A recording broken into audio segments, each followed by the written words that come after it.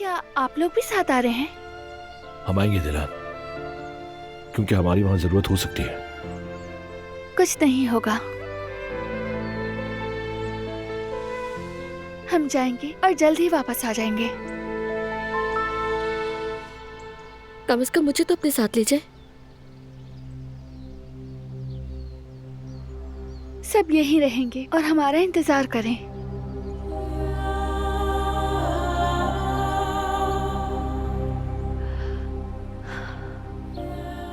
आप लोग बस दुआ करें।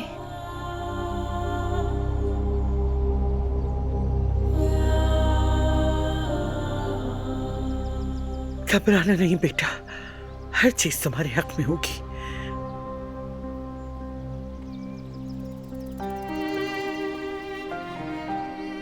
सब कुछ ठीक होगा, हमारी दुआएं तुम्हारे साथ हैं। इंशाल्लाह कदर आबा।